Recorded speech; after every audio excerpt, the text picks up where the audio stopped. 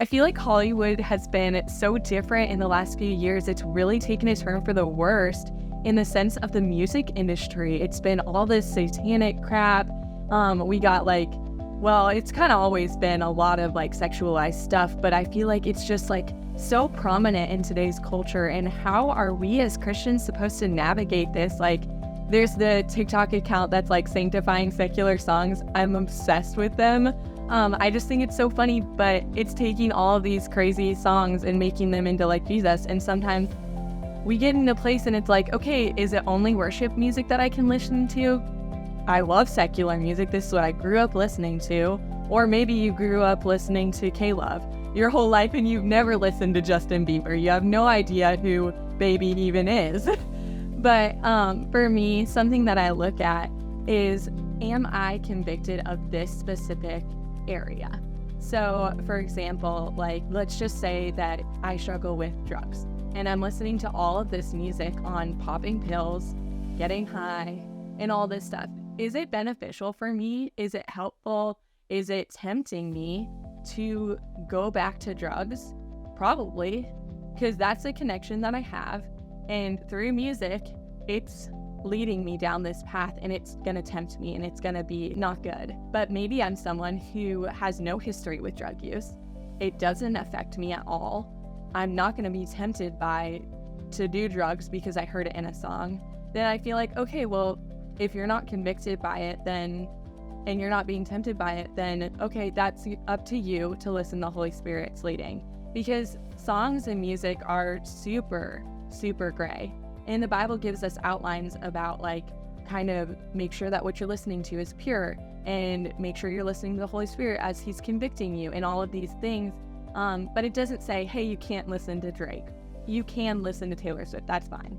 It doesn't say that. And so we have to navigate that. What do you think about this topic? Yeah, I mean, I can just tell you my personal experience. I feel like I have a huge testimony when it comes to music.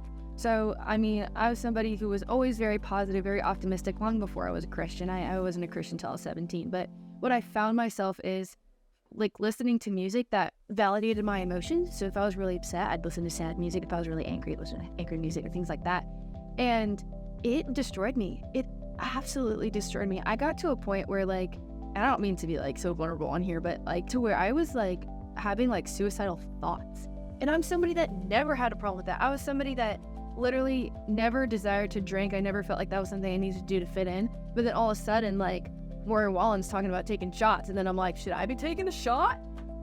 It affects your mind so much. And I work a lot with younger students in high school and stuff, and they always ask me I take song requests. And so I know what kind of music they listen to, and they'll request it, and I literally have to review every single song because I know it's gonna be bad for the most part. And they're like, well, why won't you play that? Or why can't we listen to that? And I'm like, you have no idea how much this music is killing you. It is killing you. It is literally, in my personal opinion, anything about drugs, sex, all of that is driving the wedge between you and God so much. He's saying, I have better. You're saying, no, but I want what everybody else has. I want the life that everybody else is living. It starts to what seems so broken and disgusting. When you're little, you're oh, a curse word? But then all of a sudden, now we're older and curse words are so normal. It's so, at one point it looks so ugly, now it looks appealing, and you entertain the thought of those things. You're somebody that doesn't like to party. I guarantee you throw on Pitbull, all of a sudden you're a party person. It's inevitable. And so I know some people, I love how you mentioned the whole conviction part, because maybe that's just me. This could definitely be a me thing where I felt extremely convicted. I was the other day listening to music in Spanish. And I'm Hispanic, grew up in my mom's Mexican, but I don't understand fluently Spanish music. It's very mumbled and stuff, so I don't catch every word, but I would catch words in Spanish music every once in a while. And I was just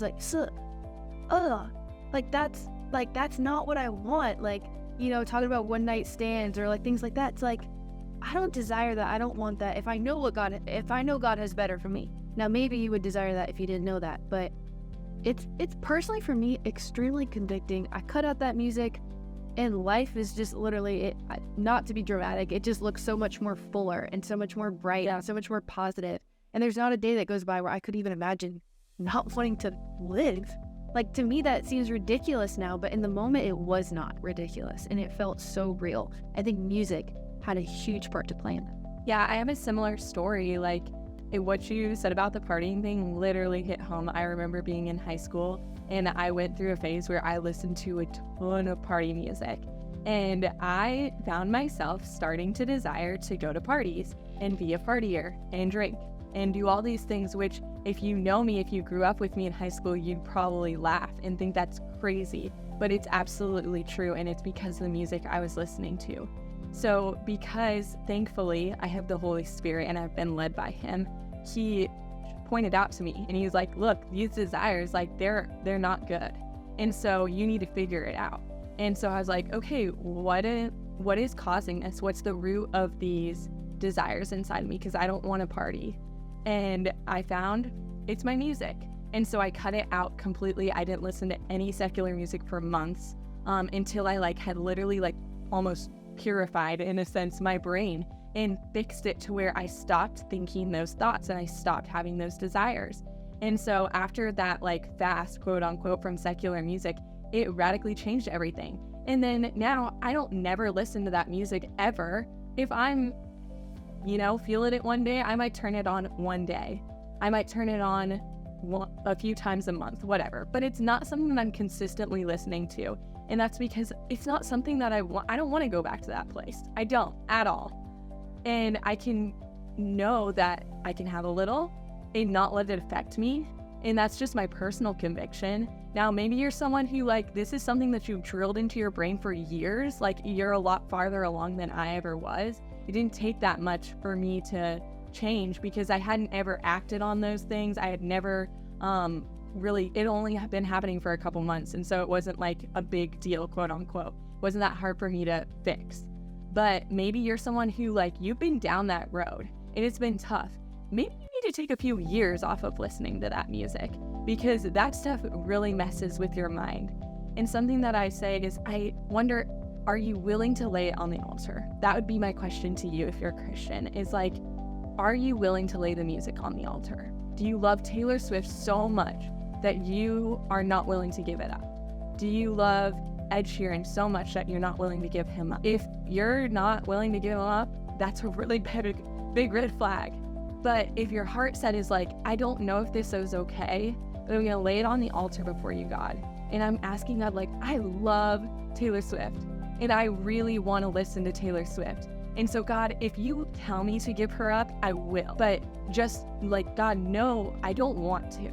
And so would you give me an answer, a very clear answer? And I actually did this with a show one time. It wasn't music, it was with a show. And sure enough, within my quiet time one day, I stumbled across a verse that I felt I was expecting it to say, you can't watch the show. And I actually felt it confirmed that I could watch the show because it wasn't going to affect my life. It wasn't going to affect the way that I thought. And so my advice to you is lay it on the altar and seek God. He will give you an answer. Yeah, I mean, that goes with anything, taking your desires and just bearing them at the feet of Jesus. And like you said, the answer will pop up. One thing, when I wasn't receiving from God, because I wasn't convicted about music for years as a Christian, but I think it was because from Monday to Saturday, I was worshiping everything else. And it was kind of blocking God's way to talk to me. I was worshiping every other kind of music.